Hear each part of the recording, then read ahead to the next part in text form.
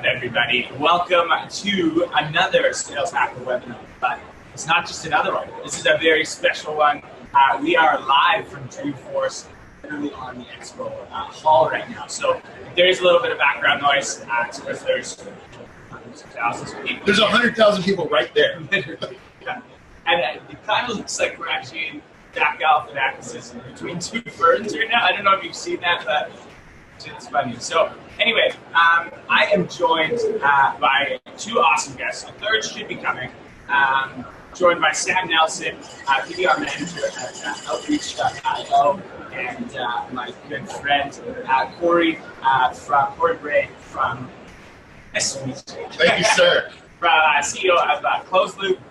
Myself, Scott Barker, head of approach at Sales Hacker. And today we are breaking down event strategy, what to do pre, during, and post events, and what better place than here to talk. So let's kick it off with tell the community a little bit about your experience and where you're going to be drawing some of your answers. Cool, I'll start. So I got my Dreamforce voice from like going to parties with loud music and talking for a long time, so just so you know. We appreciate you being here. But cool, yeah, so for me, when I was an SDR, I would go to conferences like this with other salespeople, and I would just get an expo floor pass, and I would go and sell the people booths. I would get opportunities with them, and it's super, super cost efficient, super fun, so I'll be talking a lot about that.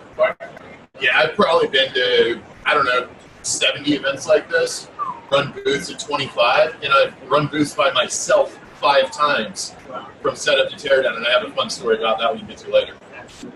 And there's actually, I want to talk about a video as well. I don't know if you've seen Corey's Dreamforce video from last year, but it's hilarious.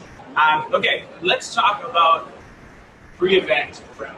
There's a lot of people, and Corey, you might be one that just swings it, but a lot of people don't know how much effort actually goes in before. So Sam, I'll start with you. What is your pre-event strategy? So yeah, pre-event, if you're going to go booth hustling, I think I spend about 24 hours on the event. So like as an SDR, I go and it looks like I got like a month's quota like in a day, but really it was all in the It's like 95% pre-work. You figure out who the sponsors are, who's going to have booths, who we have history with, who's a customer and who's not. You have a hit list of who you're going to go after. You have to make the best use of your time.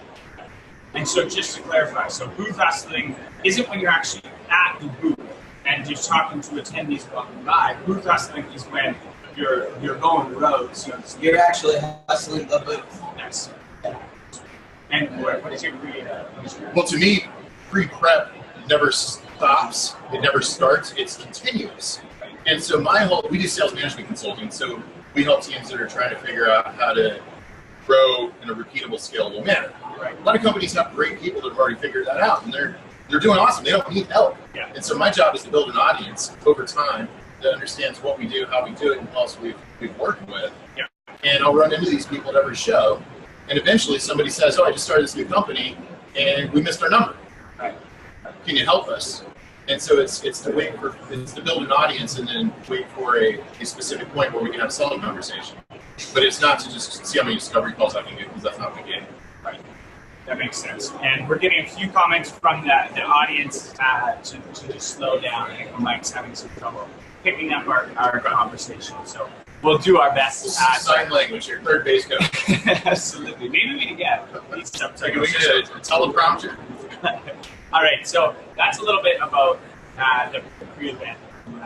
We're mapping it out, looking for the decision makers, finding out who's actually going to be there. Let's talk about when we're there. And let's say we're at a networking event, which is there's always many around conferences. Do you guys have any good openers that you use when you're trying to engage and start a new conversation? Yeah, I say, "How are you doing?" No, I don't, because that's the dumbest opener I've ever heard. I walked down the aisle here, 12 people in a row said, "How are you doing?" What? 2-3 words. So when I have a booth, I have a giveaway. I say, I give away books because I write books. Yeah. Free book. That's my opener. Free book. And then they're either intrigued or not. If they're intrigued, I say, "Is that interesting?" So I'm 5 words deep. I've already had an exchange. Yeah. Now, if I don't have anything to give away of substance, I say, what do you do? Nice. That's it. It's got to be short, it's got to be tight, and it's got to be something that engages the person on the other end of the conversation.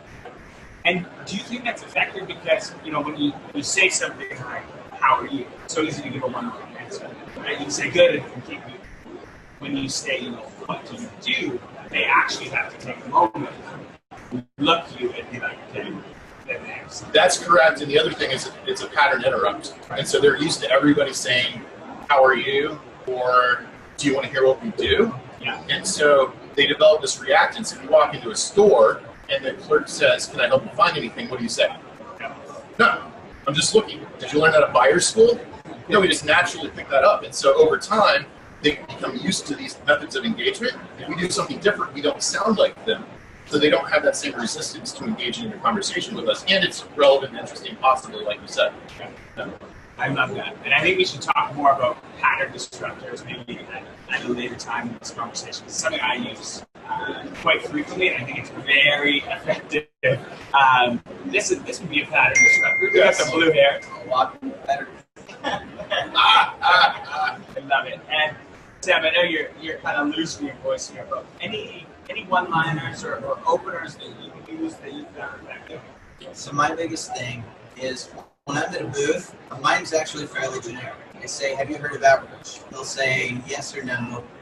My goal is to figure out, hey, is this person that we can actually open up to? Because there's so many people walking by. The last thing you want to do is be spending your time with one person when a buyer could be walking by. Right. So you figure out if they're the right person, you lock it up.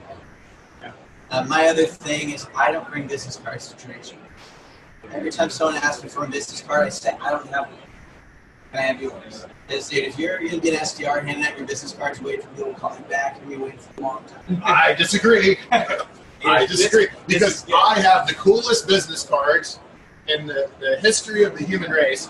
You might not be able to see that. There's a business card. But what happens is when you turn it around, you have a chance to win $9 million in the California Super Lottery ticket drawing Saturday night. And so everybody that meets with me, they not only look at my business card, they flip it around. To look at their winning numbers, they have to see what we do. And so we have a little diagram of our stuff on the back. And then Saturday night, they have to look again. So I get spaced repetition around who I am as I build my audience. But I agree with yours for what your job is, not disagreeing in that context. So. Yeah. You have more credibility than typical SDR. Yeah. But if you give away lottery tickets, it's a good way to build rapport because people think that lottery tickets are a waste of money because they don't have a gambling addiction like I do. And so I bring them into a world that they're not normally in. That's awesome. And I think you made a good point there, Sam. I think it's important to think about your tiny food. You're having these interactions. Like someone who's a CEO of an organization is going to naturally get more people paying attention to them than it's just giving up. So I think it's a really good point. So let's talk about when you're actually at the booth. You're manning the booth, you got booth duty. Sometimes people dread booth duty, it can be very exhausting. Some people love it. What are some of your tips for actually manning the booth and making the most of your time? Because it's crazy. Just as a side note, you walk around Dreamforce, you will literally see people on their phone. Yeah. And their company is paying so much. It's crazy. It's probably like $500 a minute or $5,000 a minute. Sure. Well, the first thing for me is you got to take care of yourself. So you got to get comfortable shoes. So I do dress Crocs. These are Crocs that look like they're dress shoes, and so that's a good start. That's number one. Don't wear cowboy boots. If you do, put insoles in them. Yeah. And then the second thing is it's an athletic event. Treat it like it's a varsity sport in high school or a club sport that's competitive in college. Yeah. And when you're on the field, you're competing to win. Period. Game time. I love it. And Sam, any tips for, you talked a bit about booth hustling, but what about when you're actually at the booth? The biggest thing is you walk around the floor and you realize that 90% of people are not good. But wait for people to move into your booth. That doesn't always happen. The people that do are always the best people. When people walk by and you're standing there, you really need to go and talk to them. If it's uncomfortable, you use the phone, you use email. Like you just have to go out and figure something out. The SDRs to do that and crush it. It sounds obvious, but it's shocking how really good it is. that proactive approach is key rather than reactive, not only for manning a booth, but for life living. And so here's something, because there's a lot of swag in place here at Dreamforce. Let's talk about swag for a little bit. Does it work? What should you be looking at when you're thinking of what swag to give away? And how, as the person who's managing the booth, do you leverage it to make that connection? Well, I think people like swag. Like, trade shows are just like trick-or-treating for events. So, the swag's important. It'll get people up to the booth. I don't know.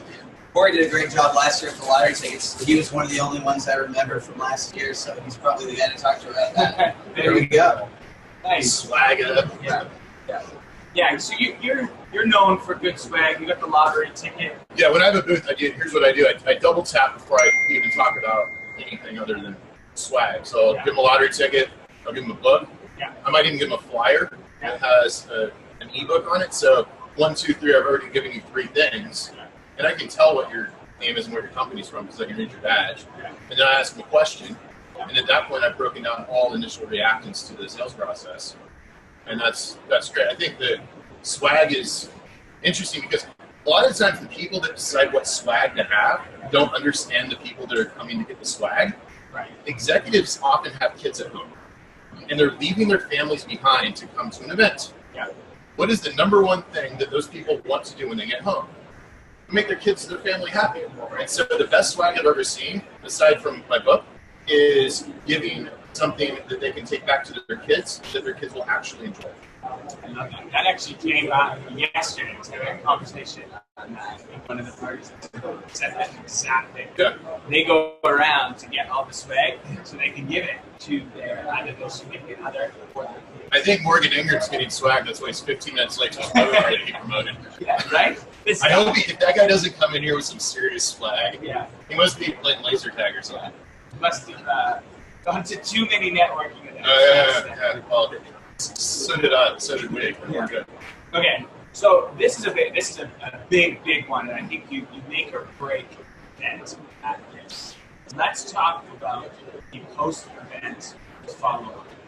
This one, I know, Sam, you have some interesting strategies and outreach, some interesting things around this. What are some tips to help you stand out from this barrage of awful emails? I know I'm going to get 120 emails that are templates that are saying that how do you stand out? Well, if you're following up with people that have booths, if you get them swag and you like have a picture of their swag, Nah, you're late. You're late. Yeah. This dude's showing up 15 minutes late for a live event. Morgan, What's up? How you guys doing? Tips on how to show late and still maximize opportunity. Sorry, you're still on Central Time. All right. Well, Morgan Ingram has just entered the building. First and foremost, as we do, these event tips. Yeah. Number 1. Yeah. Don't be late. That's actually, I'm to be honest, don't do that to any meeting. I'm definitely late right now, and I'm definitely reading my own tip. So. But if you're gonna be late, be 15 minutes late. Is that cool? Precisely. If you're like 6, it's like 15. No, 6 is disrespectful. 15 is big time. All right. So just quickly to get caught up, we're talking about pre, during, and post event strategy. Yeah. As you know, but quickly, do you want to just give everyone, for anyone in the audience who doesn't know who Morgan Ingram is, a little bit about your experience and where you've been drawing. Yeah, real quick. So SDR term is, SDR manager term is, SDR controls, Awesome. And make sure you're kind of projecting through. Yeah, of course. Awesome, Sam. So we were talking about post-events follow-up.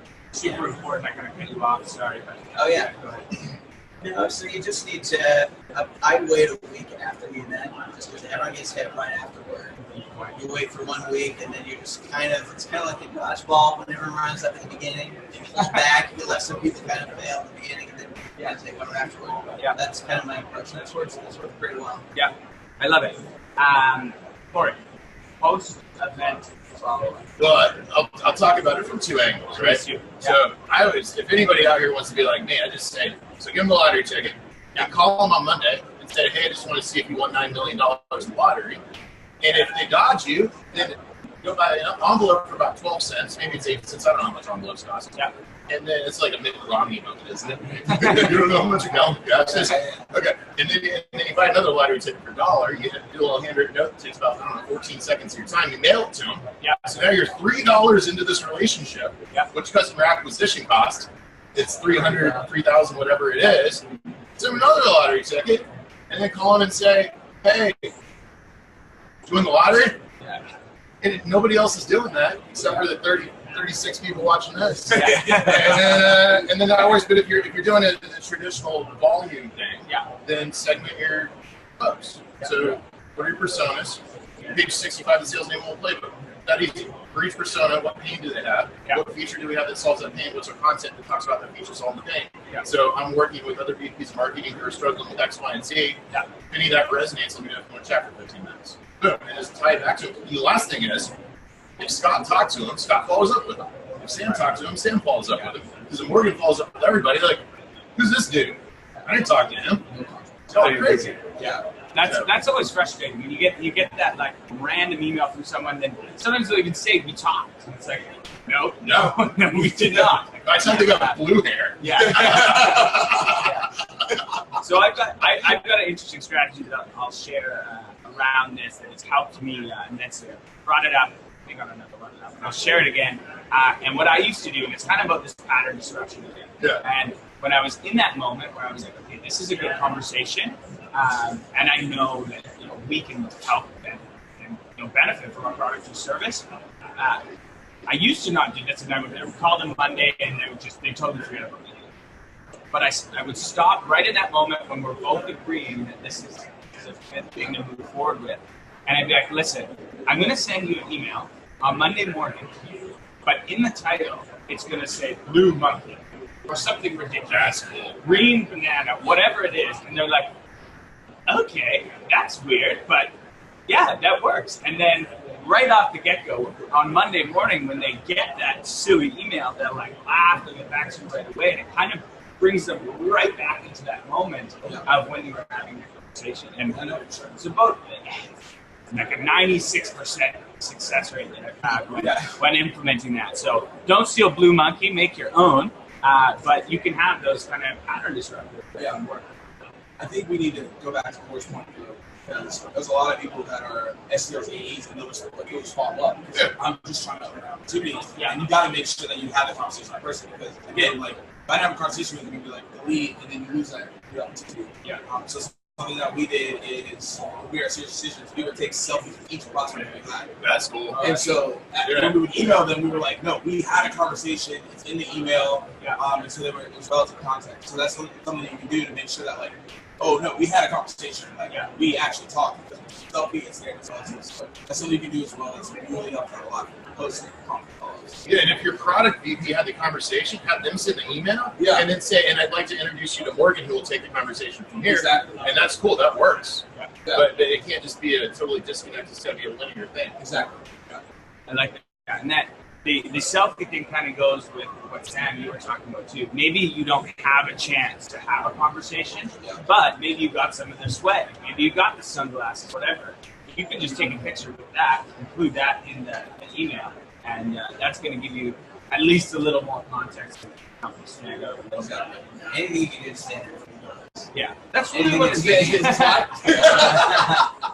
It's the blue hair stain. All right, so here's the question. Fedora, blue hair, gambling addiction. Go. What are the reasons behind this? I love it. Corey, I knew it was a gamble having you on this thing. All right, so Morgan, I want to ask you a few questions. You'll put you on the hot spot because you missed some questions, and I want to get your take on it. Because I know you go to a lot of events. How many events would you say you attend?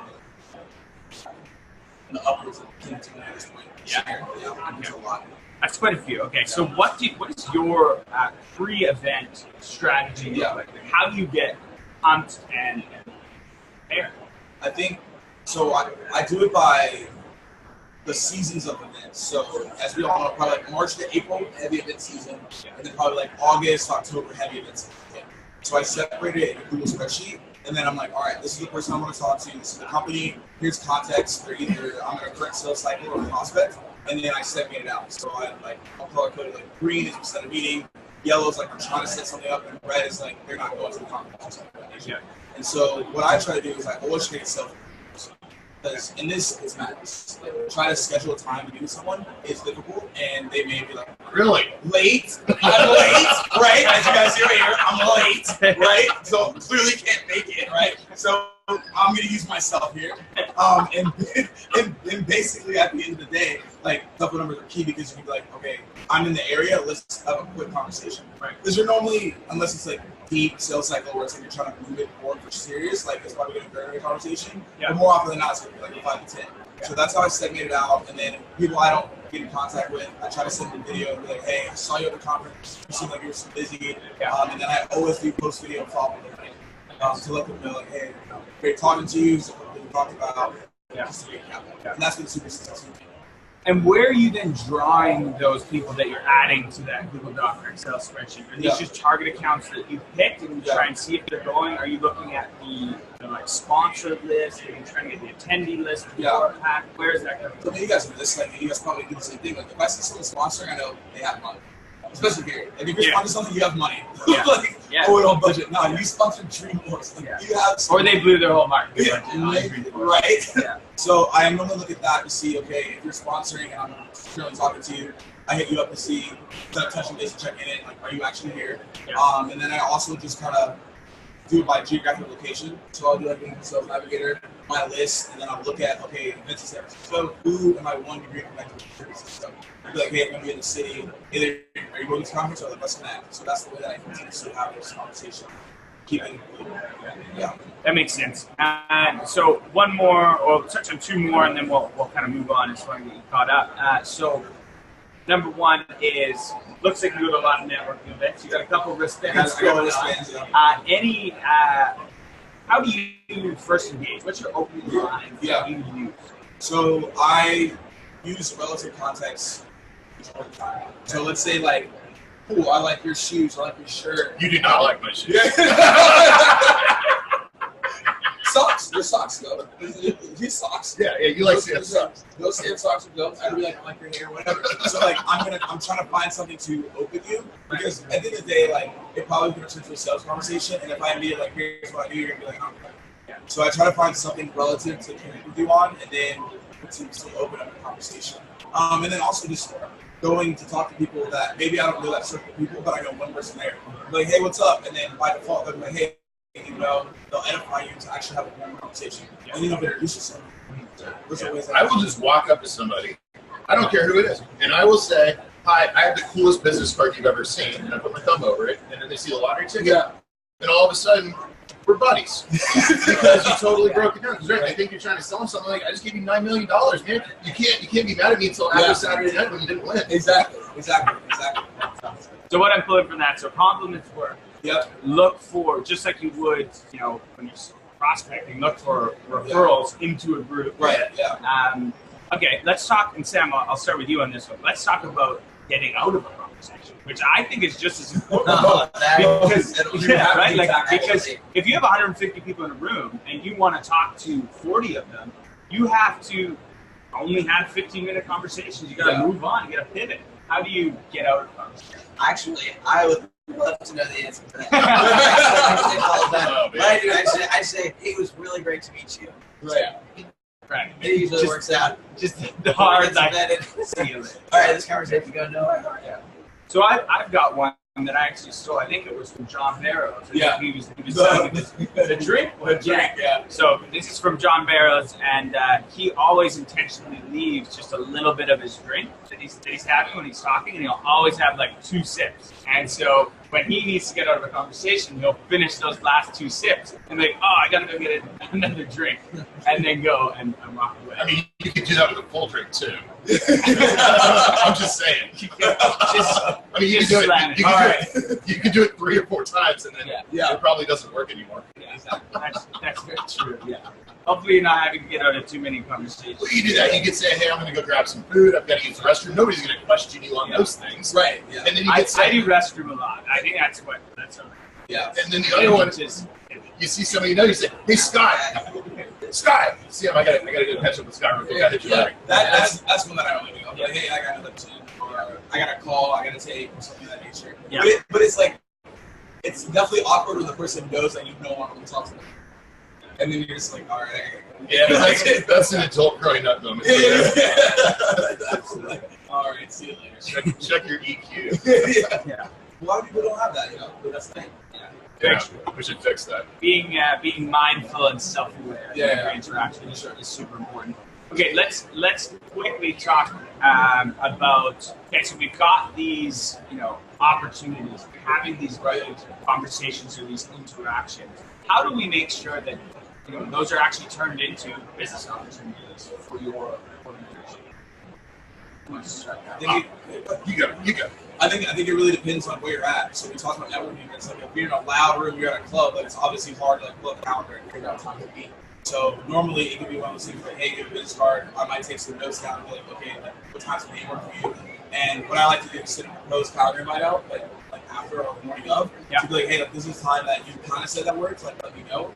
But if it's something like this where it's more open, I'm definitely being like, hey, I see your phone, we pull out the calendar, let's pick the time now. Yeah. You just want to make it as actually possible because again, so many people are going to talk to thousands, and so you have to make sure that there's something you can do the next step. Yeah. It's like, oh, that was a good conversation, and the person's probably going to forget. So making sure that you have something to actually. So you would get something on the calendar right when you right there, if I'm next one here, I'm like, let's just on the calendar. If you're not running into the meeting or something, make sure I'm gonna try to get right there. Yeah. If it's not a loud event and it's a party, it's late night, I'm just gonna get hard, I'll write something down, or I'll send this card.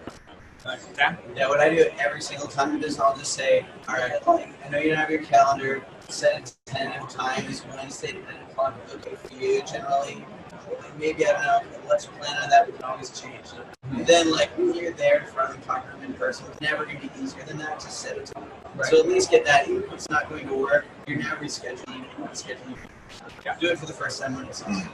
That makes total sense. I do something a little different. Let's hear it. I try to aggressively disqualify. And so I make them basically chase me by the end of the meeting, either say, hey, let's put something on the calendar right now, or hit me up later, because if you own a quota or if you run a business, you want to get as many sales meetings off your calendar as possible. Right? You want them to be full of later stage closing meetings, or if you do the seller-doer model, you'll have delivery time. And so my whole thing is that just disqualification questions are your best friend. Hey, Morgan, it sounds like you're interested, but you also have 6 other priorities ahead of this. Maybe it makes sense for us to catch up next year. And then get you to jump over the fence. Maybe, no, we need to talk next week. Talk next week. Just get in a little thing. And now you're selling me. So get the prospect to sell you the meeting by using disqualification questions. And again, just for further context there, that's going to change by which role you're in. If you're an SDR, don't do that. You're going to lose your job. But if you're an AE or an executive, then do that. It depends on basically what are you getting comped on, what they're paying you to do. So obviously an SDR, you want to fill as many meetings as humanly possible. Yourself, when you run a business, you want them to be. And all AEs run their business. I mean, unless you're selling little transactional stuff.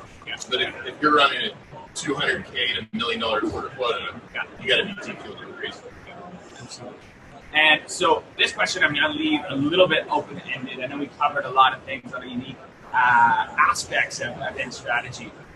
What other just general tips and tricks would you give to the sales hacker community, to maybe someone if their first time going to an event? Perfect. All right. We talked a lot about tactical stuff. You're going to an event, you definitely do need to go out and swag. So, when I go up to a booth, I always just ask them, hey, what do I have to do to get a t-shirt? And they always say, I just have to scan your badge. It's awesome. High quantity swag. That's how I always say. And then you're from there. That's when you're taking like the photos and stuff. And Yeah, sometimes just because I want the swag. Fair enough. Fair enough. Trying to get as much swag as possible. That is key. For sure. Yeah. I think it comes down to, especially from like AE SDR standpoint, you want to make sure that you have a hit list of people you're trying to definitely talk to. Yeah. I think that when I was managing SDRs, print out pictures like easily people need to talk to, like 100%. So like definitely do that, and it's important. Yeah. But I think it comes down to like people in these groups who just like hang out and they're not doing anything. Be proactive before trying to talk to as many people as possible, engage, because there's so many people who don't do anything. So you can definitely be like her, be proactive, have conversations, and get in front of them. So that's kind of like I think there's a couple of things that are around self-realization. So number one, your skill set will never get worse than it is today unless you make really bad decisions. So there's only upside from here. Second one is your network's your strongest asset, so meet as many people as you possibly can.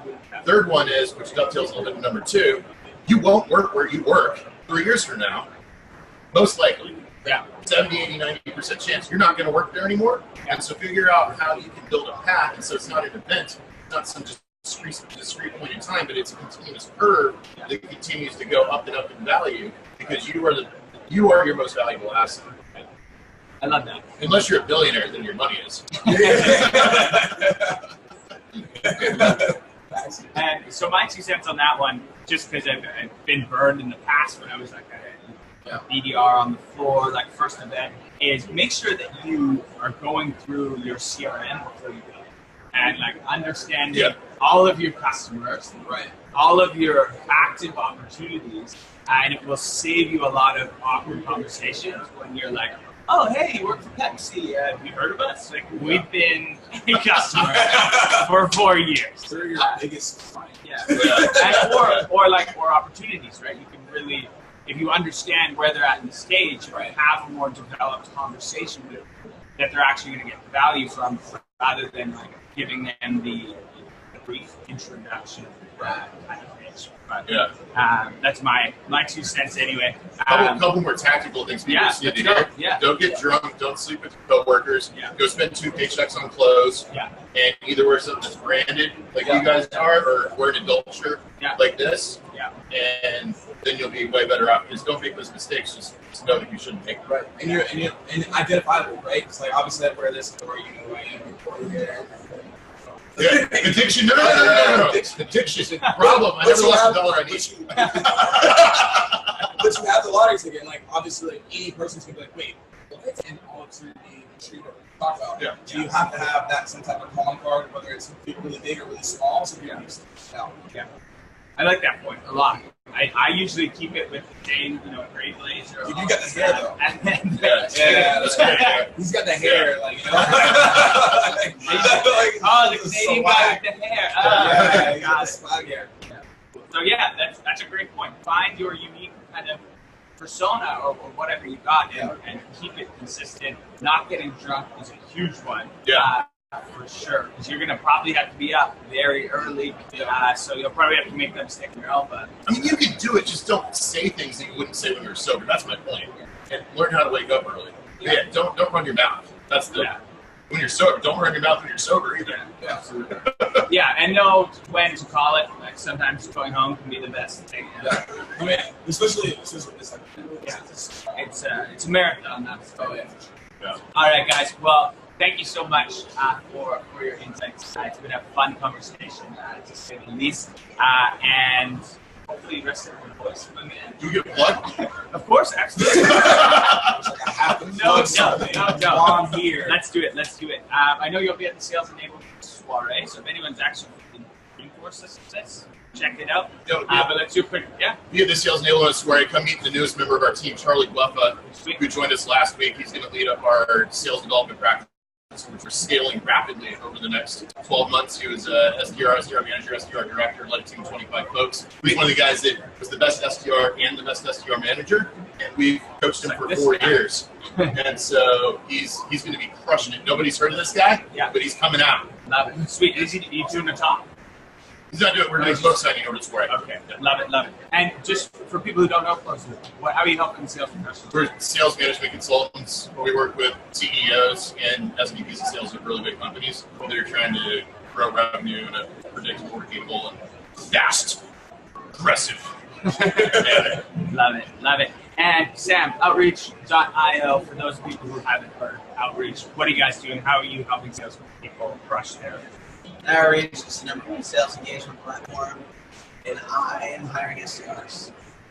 Boom! A lot of SDRs. So if you're an SDR out Reach there, out to me. Outreach is a rocket ship. It's Unblistered. And Mr. Morgan Ingram. Yeah, I mean, we still training mostly focus on the sales development, EDR standpoint. So obviously, the ladies there reach out to me. But definitely just continuously. Always, we all have good content across the board. We're all different. We're touching different bases. We all have different voices, and we collectively probably draw on a lot of people that are different. Like obviously, some people probably love you that don't like me. There's probably some people like me, and you're like, I don't know. So like the thing is that we're collectively all saying the same thing. It's like professional wrestling. Yeah. Right? No, yeah, like it is. Like everyone's gonna buy Find what works for you. but we're all trying to evolve it. So definitely connect with all of us. I'm on LinkedIn tons. So Awesome. yeah. Sweet. Gentlemen, thank Yeah, you so much for for your time. Thank you, sir. See ya.